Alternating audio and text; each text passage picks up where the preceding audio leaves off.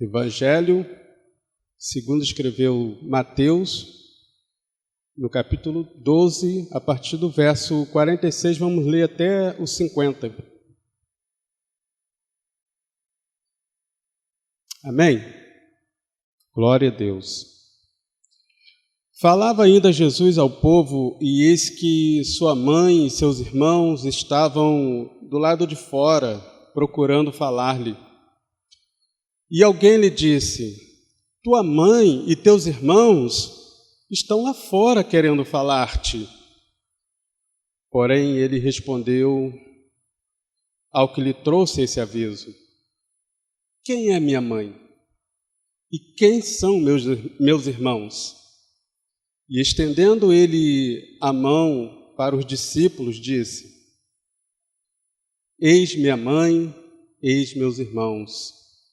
Porque qualquer que fizer a vontade do meu Pai Celeste, este é o meu irmão, irmã e mãe. Amém? Podem, por favor, tomar seus assentos. Queridos, acredito que essa reflexão não vai se estender, seremos bem breves, bem objetivos. Mas antes de iniciar essa reflexão, é importante trazer à memória a amada igreja, é importante trazer de volta uma mensagem trazida pelo nosso amado e querido pastor Geraldo há um tempo atrás, um pouco mais de um mês, com o título A Família do Céu. Amém? Quem lembra dessa mensagem aí? Glória a Deus. Então, recomendo que você assista novamente. Aliás, eu gostaria, inclusive, de sugerir na edição, se puder colocar esse link, por favor, ali nos comentários. Ali, eu não sei como é que vocês fazem. Se puder deixar algum sinalizado para que os irmãos venham estar assistindo novamente essa mensagem, até porque nessa mensagem, a família do céu, ela está tratando desse tema que nós vamos pincelar aqui de forma muito mais aprofundada, muito mais base bíblica, que nós vamos mencionar aqui. É um breve comentário, mas nessa mensagem os irmãos poderão ter uma noção, uma visão mais abrangente sobre essa questão da família do céu. Amém, irmãos? Nesse texto nessa mensagem que nós mencionamos aqui, né, ela nos instiga, né, a refletirmos se de fato somos a família do céu. Então, recomendo que assistam de novo. Nessa mensagem atual aqui, nessa meditação atual, queridos, nós vamos insistir um pouco mais nessa questão familiar. Vamos bater um pouco mais nessa tecla, vamos bater de novo nessa tecla sobre essa questão familiar. Porém, sob a perspectiva espiritual. Não vamos falar aqui sobre criação de filho, sobre relação marido e mulher. Vamos falar sobre a relação familiar, mas da perspectiva espiritual. Olhando para os membros desta família que nós lemos aqui, da família do nosso Senhor e Salvador Jesus Cristo, dessa família. Olhando para os membros desta família, não todos, mas apenas os irmãos de Jesus que estavam ali, a família de Jesus que estavam ali. Diante, irmãos, desse fato, nós vamos falar sobre a família cristã, sobre a família espiritual. Me surge uma pergunta, inclusive essa pergunta surgiu também na referida mensagem. Será que realmente somos todos irmãos? Será que somos realmente irmãos do primogênito? Romanos, no capítulo 8, 29, ele vai falar sobre Jesus sendo o nosso irmão primogênito. Porquanto aos que de antemão conheceu, também os predestinou para serem conformes à imagem de seu Filho, a fim de que ele seja o primogênito entre muitos irmãos. Está lá em Romanos 8, 29. Paulo vai também falar ainda a respeito dessa questão, agora aos Colossenses, no capítulo 1, no verso 15, ele vai dizer assim: este, nosso Senhor e Salvador Jesus Cristo, é a imagem do Deus invisível, o primogênito de toda criação. Ainda aos Colossenses, alguns versos à frente, no verso 18, ele é a cabeça do corpo, da igreja. Ele é o princípio, o primogênito entre os mortos, para em todas as coisas ter a primazia. Será que nós de fato somos irmãos? A gente fala, né? A paz do Senhor, irmãos. Ô irmão.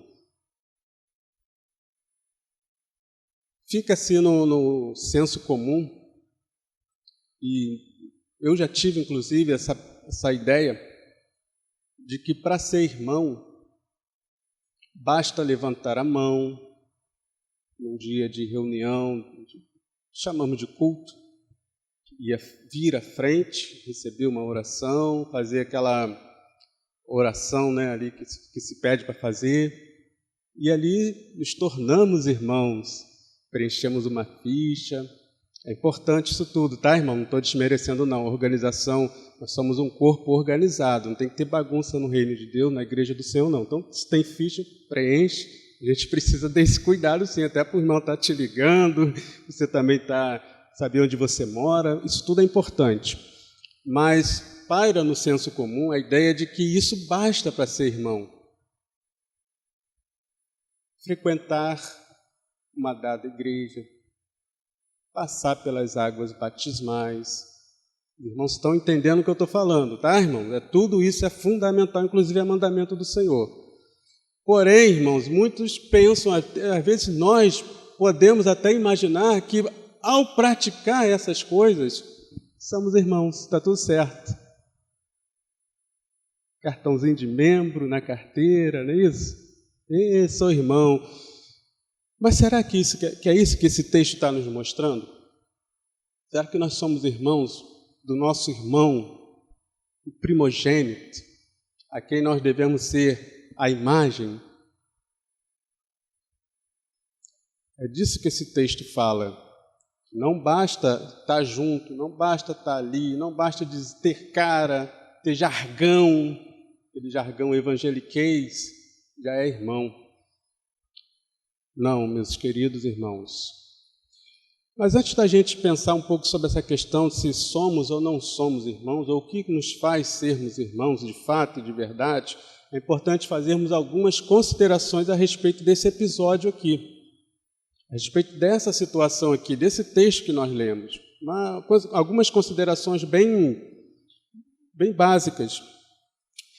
A primeira delas é a seguinte: na passagem em foco, surgiu uma excelente oportunidade, preste atenção nessa frase, surgiu uma ótima oportunidade para Jesus colocar Maria em evidência. Surgiu uma ótima oportunidade para ele. Falaram: Senhor, sua mãe está aqui, seus irmãos estão aqui. Poderia o nosso mestre, nosso Senhor e Salvador Jesus Cristo falar: opa, para tudo, para tudo, que a Maria, minha mãe, está aqui. Ele poderia ter feito isso para justificar essa idolatria que se fazem a Maria. Ele poderia ter feito isso nessa ocasião aqui e em tantas outras. Mas não, Jesus não fez isso. Então essa idolatria que se faz, que se prega, que se introduziu pela tradição a Maria, ela é injustificada. Em vastos textos bíblicos, inclusive nessa passagem aqui, a gente pode também afirmar isso. Jesus não exaltou a figura de Maria quando ela estava ali juntamente com seus irmãos, juntamente com seus outros filhos, até porque Maria, a Virgem Maria, ela foi até a concepção. Depois ela seguiu sua vida normal com José, com a esposa de José. Teve filhos, Tiago, em outras passagens vão citar Judas, teve irmãs. Então Jesus teve essa oportunidade, foi uma ótima oportunidade para o Senhor Jesus, naquele momento ali, exaltar a figura de Maria, e assim ele não o fez. Uma consideração também muito importante, que é bom a gente fazer na leitura desse texto aqui, é que uma leitura desatenta, uma leitura assim superficial, pode nos levar a conclusões equivocadas sobre a forma que Jesus tratava a sua família. Uma leitura assim, um pouco assim desatenta, assim, bem rápida, pode nos levar a umas conclusões precipitadas e equivocadas acerca de como Jesus tratava a sua família biológica. Jesus não desprezava a sua família, meus irmãos. Apesar de aqui ele ter falado assim, meus irmãos, é quem faz a vontade do meu Pai. Isso não justifica uma ideia errônea de que Jesus não ligava para a sua família, que Jesus destratava a sua família de forma alguma. Quem levanta essa hipótese, eu quero entender que foi uma leitura, no mínimo, desatenta para levantar essa hipótese. Até porque tem um texto em João capítulo 2, no verso 12, se você quiser acompanhar, pode fazê-lo. João capítulo 2, no verso 12, eu vou ler porque eu já deixei anotado aqui para ser mais rápido, mais dinâmica a fala. Depois disso, desceu ele para Cafarnaum, Jesus, com quem? Com sua mãe, com seus irmãos e os seus discípulos, e ficaram ali não muitos dias, ou seja, Jesus caminhava com sua família. Essa passagem aqui foi depois, naquela situação ali do casamento. Aconteceu tudo ali, Jesus continuou com a sua família. Ele não desprezava a sua família. Então, por conta dessa fala aqui, dizer que Jesus ignorava a sua família, Jesus destratava a sua família, eu não vejo que é um bom caminho, uma boa leitura desse texto aqui. Nessa passagem, por exemplo, nos mostra que Jesus já caminhava com a sua família. Ficou ali alguns dias em Cafarnaum com sua mãe, com seus irmãos. Tem uma outra passagem também, que essa passagem é linda, meus irmãos. João ainda, no Evangelho de João, lá na frente, no capítulo 19, a partir do verso 25 até o 27, ali na crucificação, que aparece Maria, juntamente com algumas outras mulheres, o discípulo amado, o Senhor João, claro, ele vai dizer o seguinte: e junto à cruz estava a mãe de Jesus e a irmã dela, e Maria, mulher de Clopas, e Maria Madalena. Vendo Jesus, sua mãe, junto a ela o discípulo amado, João, disse: mulher, eis aí o teu filho. Depois disse ao discípulo: eis aí tua mãe. Dessa hora em diante, o discípulo a tomou para sua casa, ou seja, daquele período em diante, ele passou a cuidar de Maria. Muito provavelmente, José já não estava mais entre os viventes. José já devia ter sido recolhido pelo Senhor, e Maria ficou sob os cuidados de João. Olha que cuidado que o Senhor Jesus teve com sua mãe.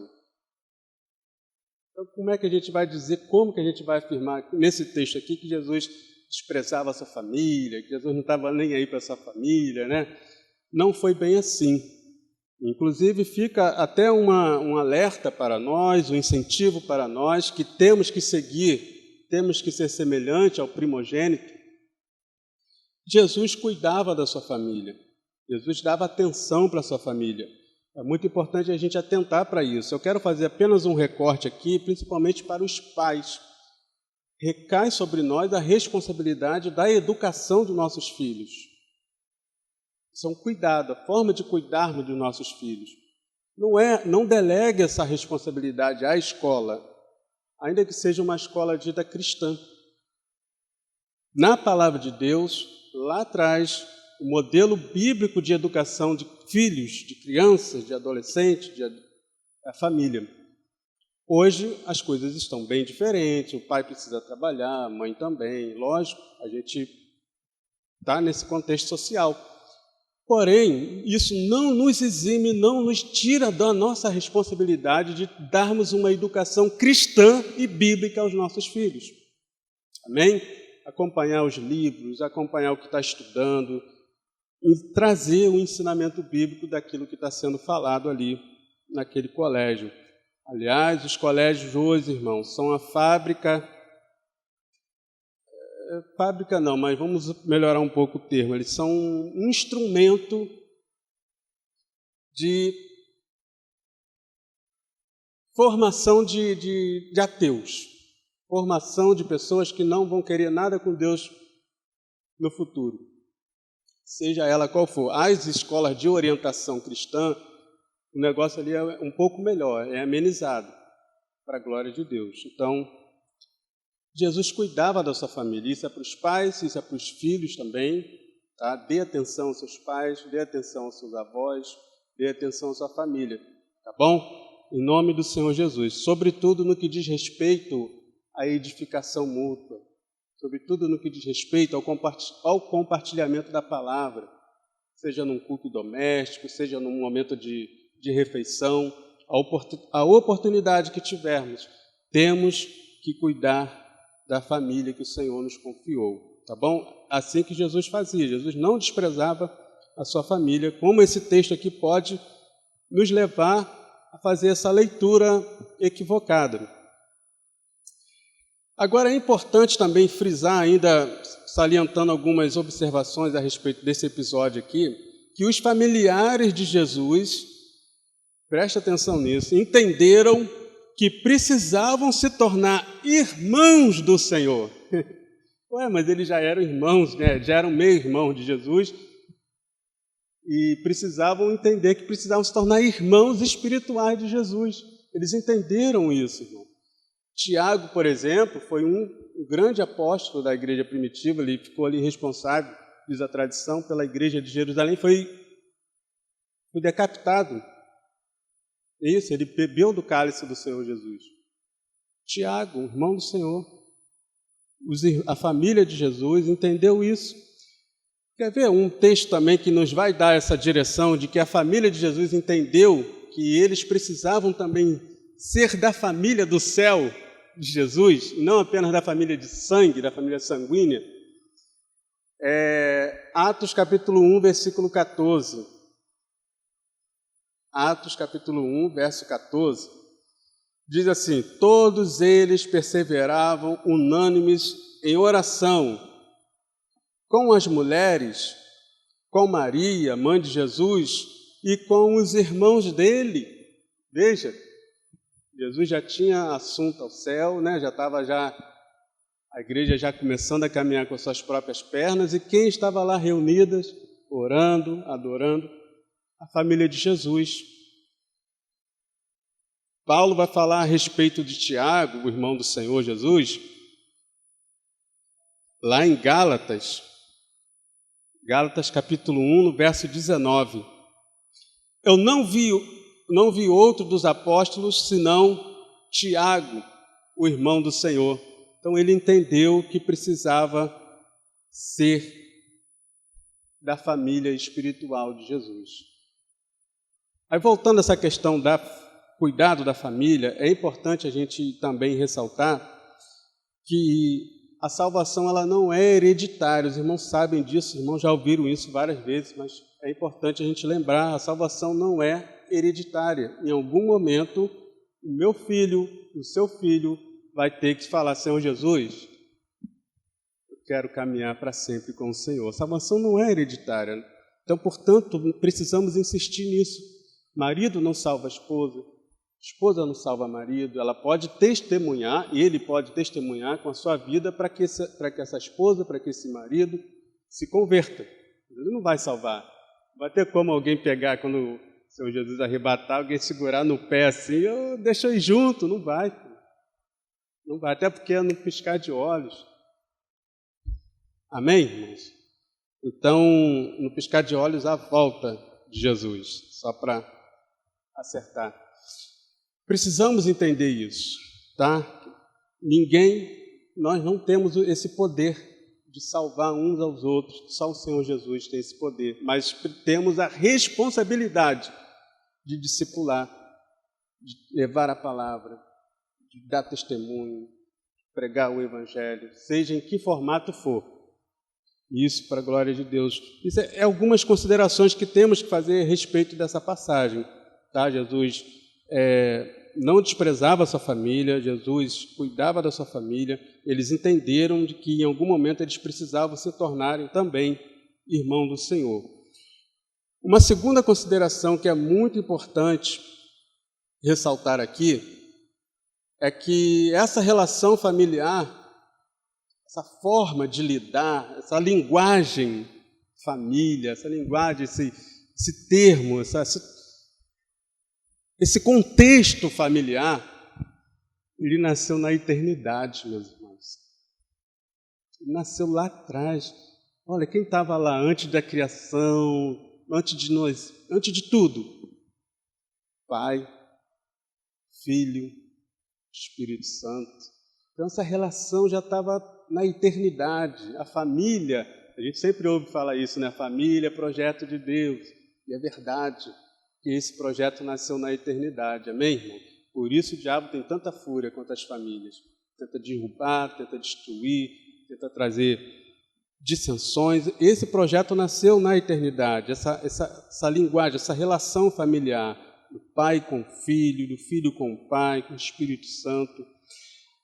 A família, por conta disso, a família foi a primeira instituição a ser formada. Os irmãos bem conhecem esse texto, lá em Gênesis, capítulo 2, no verso 18, diz assim: disse mais o Senhor Deus, não é bom que o homem esteja só, far-lhe-ei uma auxiliadora que lhe seja idônea. Mais um pouco à frente, alguns versículos à frente, no 23, ele vai dizer assim: e disse o homem, esta afinal é osso dos meus ossos e carne da minha carne, chamar-se-á varoa, porquanto do varão foi tomada. Por isso, deixa o homem seu pai e sua mãe e se une à sua mulher, tornando-se os dois uma só carne. Primeira instituição formada nessa face dessa terra, ali com Adão e com a Eva, a família. Portanto, essa imagem de uma relação familiar não nos deve soar estranho, deve ser natural para nós, essa figura, família, irmãos, né? Família do céu, essa linguagem, essa figura deve nos soar familiar. Não deve ser estranho para nós essa linguagem. Está no DNA da vida cristã. O problema é que muitas das vezes nós não entendemos que sermos irmãos ou nos declararmos irmãos tem algumas implicações.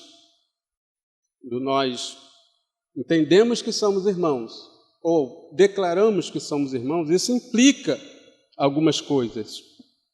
Não basta declarar, como já foi aventado aqui, como já foi dito no início, não basta levantar a mão, não basta fazer ou receber uma oração na frente. Na verdade, de acordo com o texto que nós estamos meditando,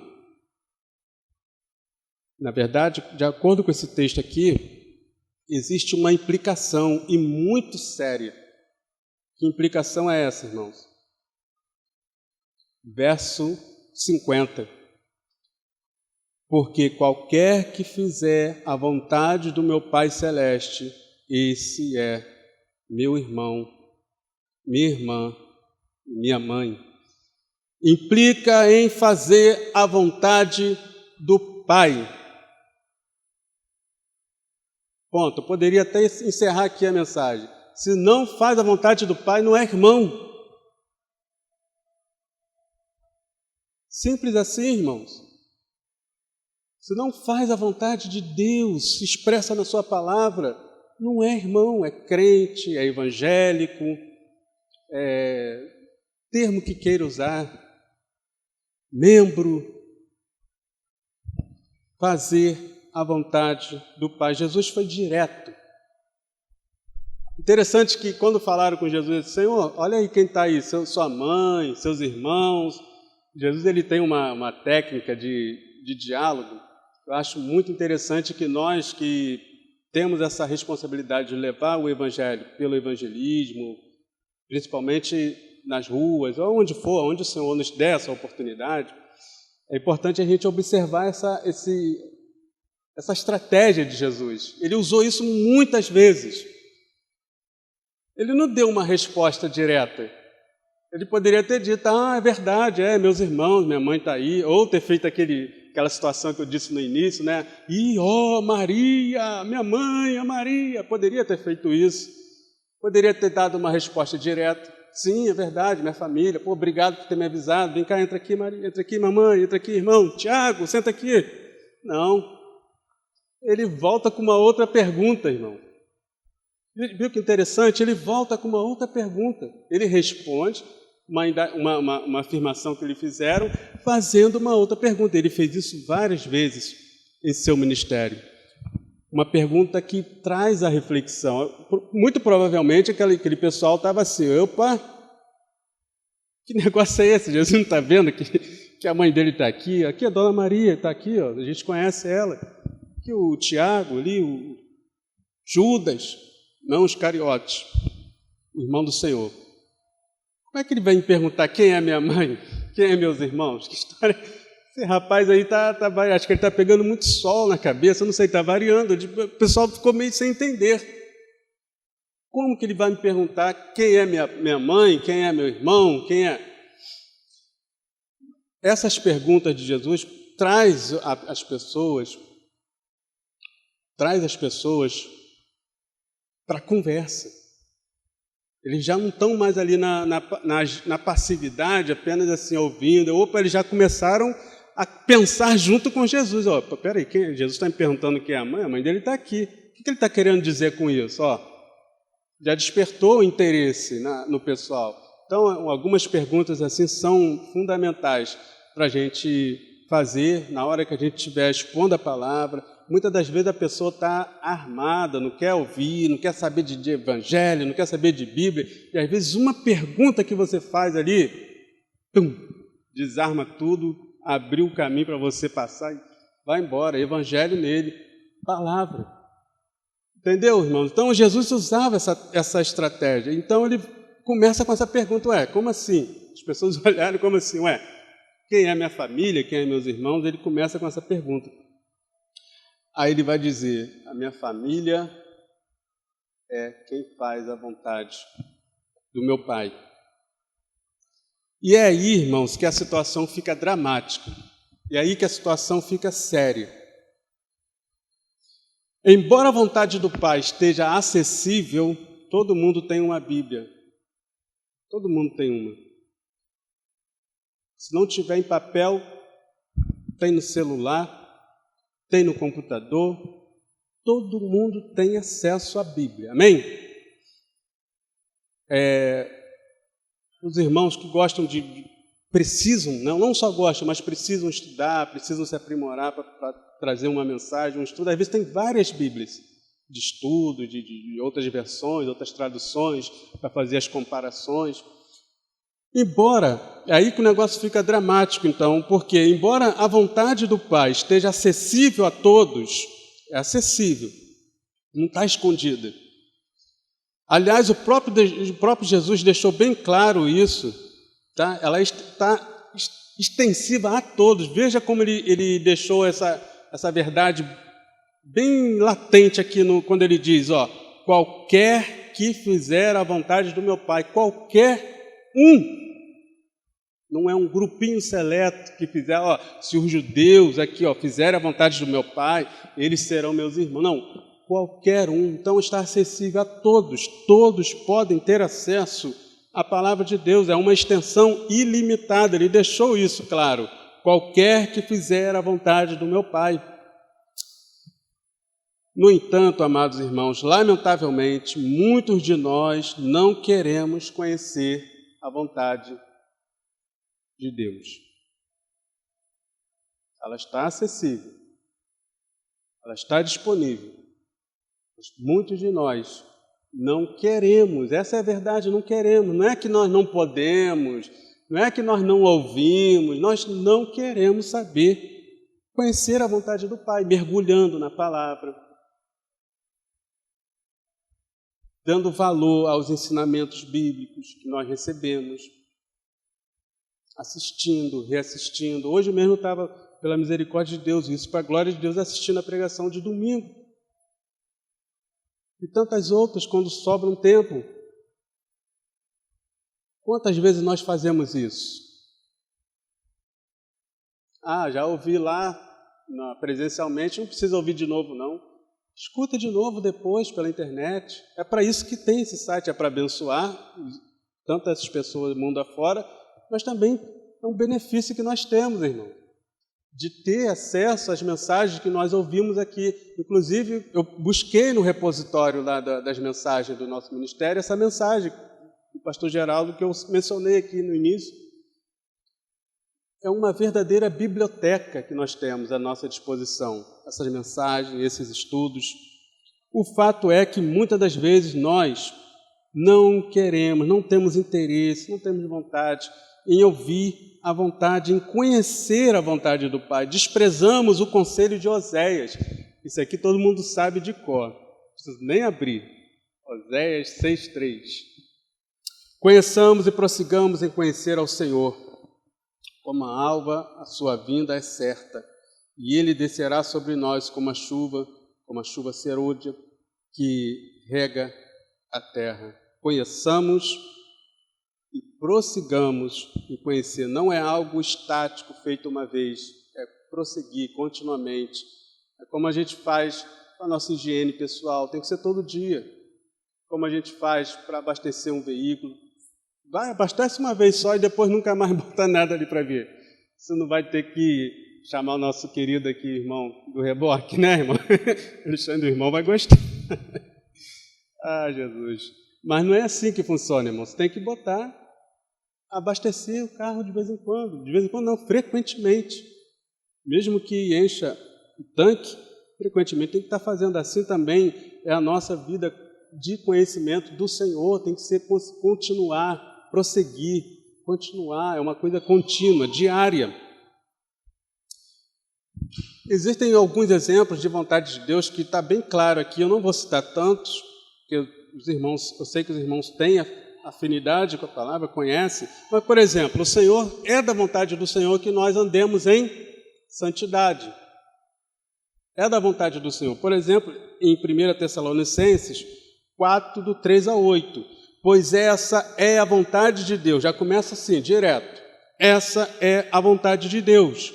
A vossa santificação, que vos abstenhais da prostituição, que cada um de vós saiba possuir o próprio corpo em santificação, em honra, não com desejo de lascívia, como os gentios que não conhecem a Deus. Viu? Como é que diz? Quem não conhece a Deus procede assim. E que nesta matéria ninguém ofenda, nem defraude a seu irmão, porque o Senhor, contra todas essas coisas, como antes vos avisamos e testificamos claramente, é vingador, porquanto Deus não nos chamou para a impureza, e sim para a santificação. Dessarte, quem rejeita essas coisas, não rejeita o homem, sim a Deus, que também vos dá seu Espírito Santo. Então, é da vontade de Deus que andemos em santidade, irmãos. Quem rejeita, quem não cumpre, por exemplo, esse quesito aqui da vontade de Deus, como é que vai dizer que é irmão? Veja na relação ali que Paulo fala de impureza, é assim que os gentios andam.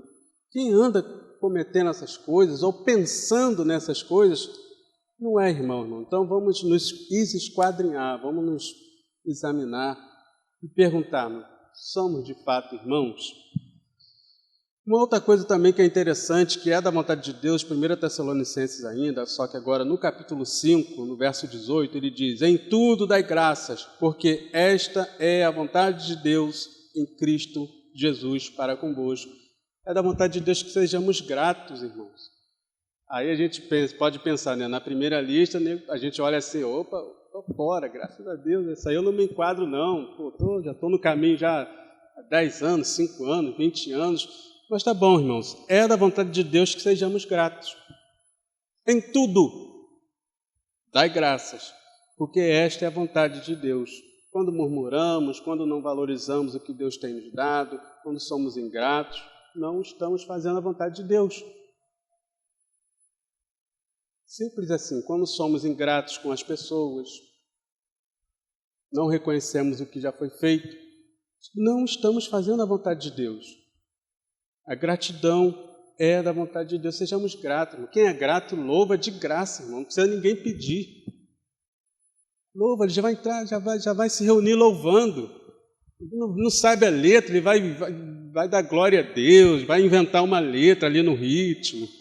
Mas vai ser grato, ele vai louvar ao Senhor, vai andar feliz, vai ficar andando de cara emburrada, de cara fechada. É porque ele é uma pessoa grata, meus irmãos. Como é que a gente pode dizer que é irmão uma pessoa que não consegue ser grata a Deus, não sorri, não sabe, não abraça, isso não é irmão.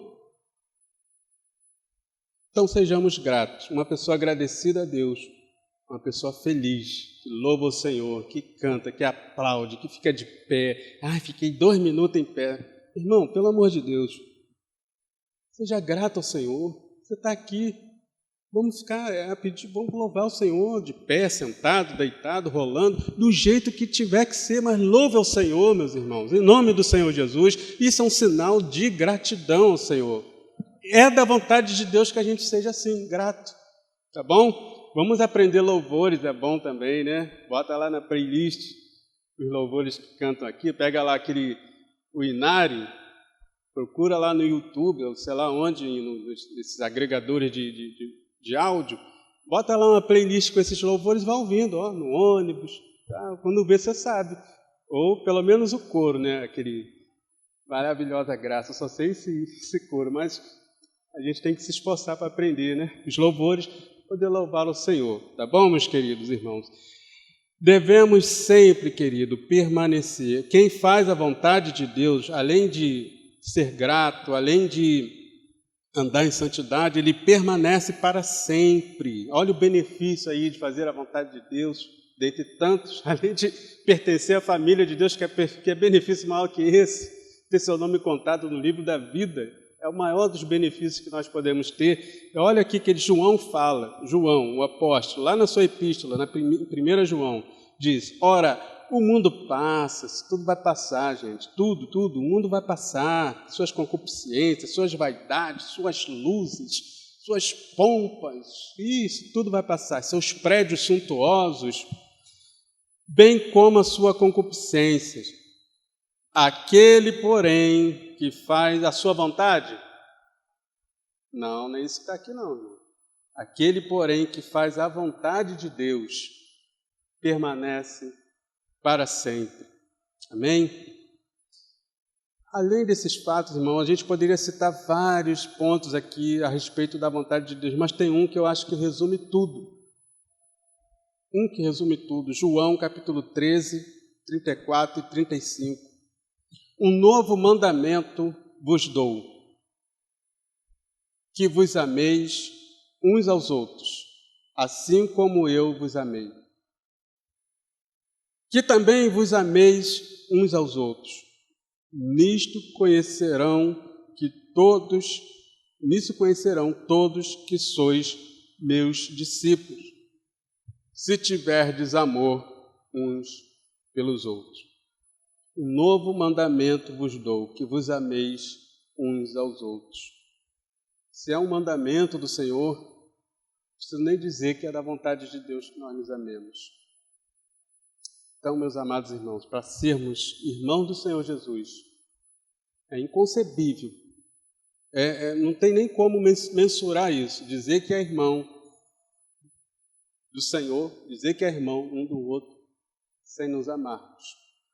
Amar o irmão vai muito além de fazer um bem a ele, de ajudar nas suas necessidades, também é isso, mas vai muito além disso. Amar o irmão é você suportar, né, no sentido de, os irmãos conhecem essa expressão, né?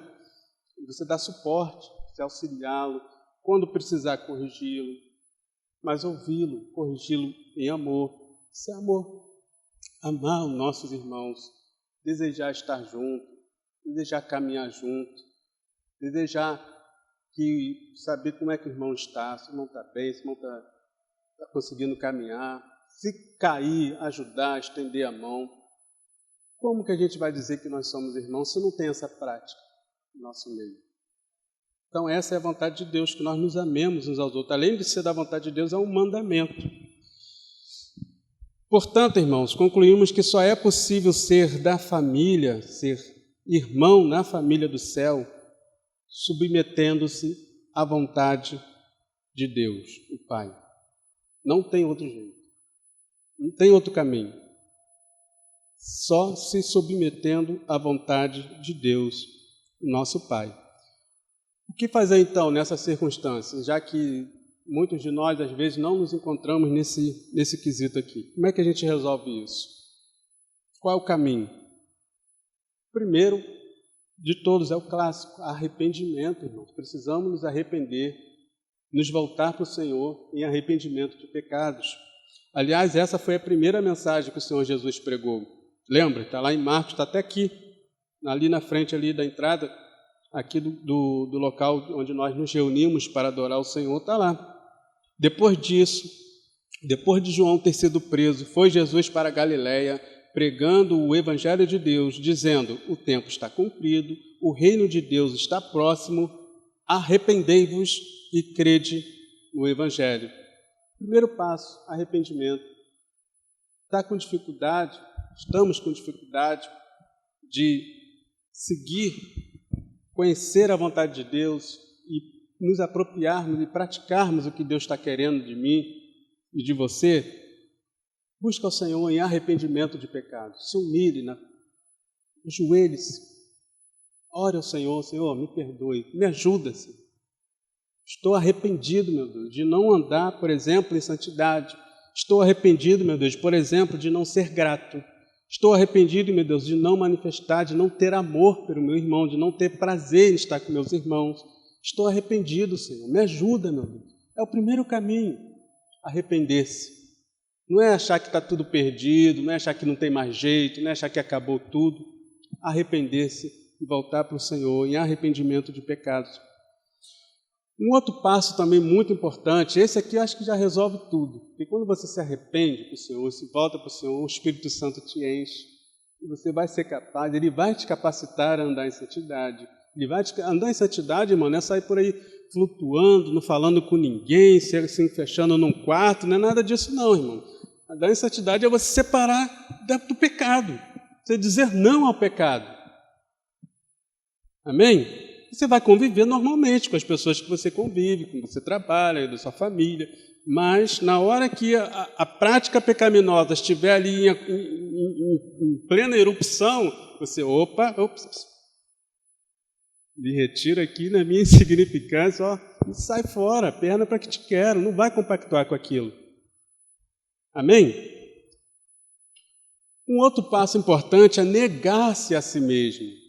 Às vezes a gente dá o primeiro passo, né? Se arrepende, chora, se humilha, mas na hora de negar a si mesmo, na hora de matar o eu, aí o negócio fica estreito, né, irmão? Então, um outro passo muito importante para se submeter à vontade de Deus é o quê? Negar a si mesmo. Jesus falou isso para as pessoas que queriam seguir ele, dizia-lhe a todos, está lá em Lucas 9, 23, se alguém quer vir após mim, a si mesmo se negue, dia a dia. Vai negar uma vez só? Negativo, é todo dia, irmão. Todo dia vai ter alguém pisando no teu calo, todo dia vai tocar, aquele velho Adão vai estar ali, eu quero sair. Todo dia você tem que falar, sossega aí, Adão. Dá-lhe um cascudo nele com a oração. Irmão, Adão chega para lá nele com a leitura da palavra. Adão chega para lá no velho Adão com a leitura bíblica diária, irmão. Essas postagens que são colocadas ali diariamente não é para enfeitar o WhatsApp de ninguém não, queridos. É para a gente fazer a leitura diária em nome de Jesus. Assim que mata o velho Adão, irmão, não é falando que está amarrado, está repreendido. E se falar e não estiver lendo a palavra, o diabo vai brincar. Nós que não podemos brincar de ser crente, Dizer que é irmão e não ora, não lê Bíblia, não medita na palavra, não nega a si mesmo. O velho Adão está aí, ó, quietinho aí, ó.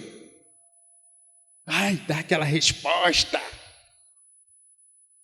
Aí você lembra lá de provérbio, ó, a palavra branda, não é isso?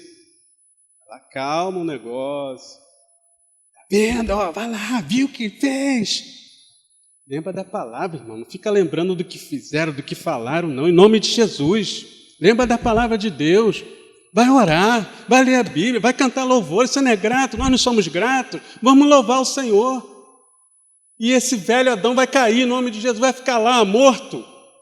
Porque se passar pelas águas e no outro dia se emporcalhar de um monte de besteira na internet, só mergulhou, só tomou um banho. Mas o velho Adão continua ali, ó, espertão, vivo, falando um monte de besteira, e pensando e ia fazendo também. Então vamos matar o velho Adão com a oração. Está difícil? Chama o irmão para orar com você. É por isso que somos igreja, irmão. Para a gente ter irmão para orar junto com a gente. Ninguém tem bola de cristal, não. Isso aqui já não está nem no script, irmão. Deixa os irmãos me perdoem. Não estava não. Aqui, ó, já acabou já. Já era para eu ter parado aqui, mas ninguém tem bola de cristal não, querido. Para saber o que você está passando, às vezes a gente percebe com a convivência, você percebe que o olhar está um pouco diferente, a voz está diferente, a pessoa fazia uma coisa e de repente já não está fazendo, a gente consegue, irmão, está tudo bem. Mas às vezes não, às vezes a pessoa tem que chamar alguém e falar, irmão, você pode orar comigo? Se não quiser falar, não fala, mas pede alguém para orar com você, orar com você, né? Por você, né? Crente 6 horas. Então, vamos matar o velho Adão, é assim que ele morre, o jejum, é assim que a gente nega a nós mesmos. Negar a nós mesmos é mortificar a velha natureza. E Gálatas vai falar disso, né? Andai no Espírito, não satisfareis a vontade, né? A concupiscência da carne. Andar no Espírito. Andar no Espírito você vai andar como? Orando, lendo a palavra, louvando, congregando. Amém, queridos? É assim nós vamos fazer. Esses 2 principais passos, se arrepender e crer no Evangelho e negar a si mesmo. Amém? Convido a você a se colocar de pé, em nome de Jesus. Que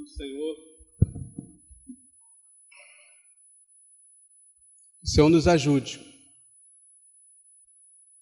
a sermos de fato irmãos. Amém? Para a glória de Deus. Senhor, nós te agradecemos por essa palavra. É a tua palavra, meu Deus, que foi lida e tentamos, ó Deus, expor algo que o Senhor ministrou em nossos corações, mas, como dizíamos no início, ó Deus, a mensagem está com o Senhor, meu Deus. Só o Senhor pode estar ministrando em cada coração aqui o que foi dito, Pai. Só o Senhor, só o Teu Santo Espírito. Por isso, ó Deus, que ao recebermos tudo que ouvimos aqui, principalmente o próprio texto mesmo, ó Deus, que foi lido, que o Senhor esteja falando conosco. Nos ajude, ó Pai, a sermos verdadeiramente irmãos do primogênito, pertencente à família do céu, Pai. Nos ajude em nossas fraquezas, nos ajude a negarmos a nós mesmos, nos ajude, ó Pai, a nos arrependermos de nossos pecados, que vivamos para a glória do Teu nome, em nome de Jesus.